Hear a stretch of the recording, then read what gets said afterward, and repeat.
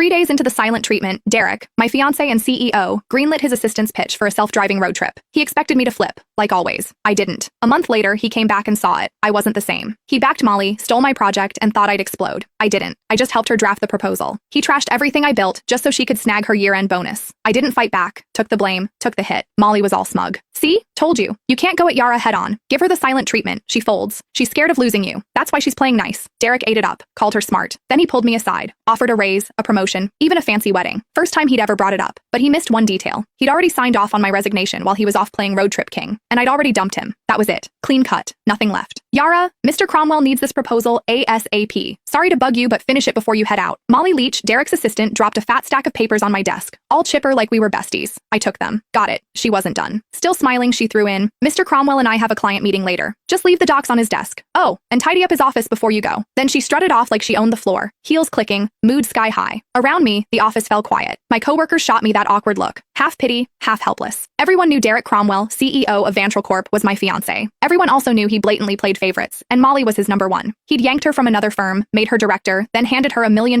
project I'd busted 2 months bringing in and prepping. When I pushed back, he called a team vote, thinking everyone would back him. Wrong. The whole team voted for me, except him. Molly got 1 vote. His. He lost it. Accused me of stirring up cliques. Didn't just take the project away. He demoted me in front of everyone and slashed the salaries of the people who'd backed me. Nobody dared speak up. Later, he apologized. Said didn't want it to look like favoritism. Claimed Molly might feel left out. I used to believe that crap. Now, it's a joke. Molly couldn't even keep up with our interns. Didn't want it to look like favoritism? Please. He was straight up playing favorites. Everyone saw it but him. I heard footsteps upstairs and looked up. Derek. He showed up at the stairwell, glanced my way, then walked out without saying a word. Changed into some casual suit. Even from here, I caught that cedar cologne. He never used to wear cologne. That one? Molly's gift. Yeah, he knew exactly what he was doing. He'd been pulling this kind of stuff for years. It started after I found their goodnight texts. Couldn't stay quiet. I confronted him. Derek said I was being petty. Then, like it proved some point, he used it as an excuse to make it official and moved Molly to work directly under him. The more upset I got, the harder he leaned in, dragging her to every social event, serving her food, even wiping her mouth at company dinners. When we fought, he'd ice me out. When I apologized, he'd round up his buddies to lecture me like I was some jealous mess. For a while, I actually blamed myself. Thought maybe I wasn't generous enough. Thought maybe that's why we ended up here. But on day 3 of one of his silent treatments, when I was too sick to even sit up and he still packed his bags for a trip with Molly, I gave up. That's when it hit me. He wasn't trying to be noble. He just used my pettiness as a shield so he could keep doing what he wanted without feeling guilty. Even if I hadn't caught those late-night chats, he would have just found another excuse to be with her. After their latest business trip, they were still grabbing dinner, drinks, playing tennis, same routine. But something between them had changed. I could feel it. Not that it mattered. 5 years together, and it was done. This whole mess had dragged on long enough. I was the last one in the office, finishing up the proposal. Checked my phone. Molly had been busy posting. Candlelit dinner at some fancy spot. 2 plates of steak.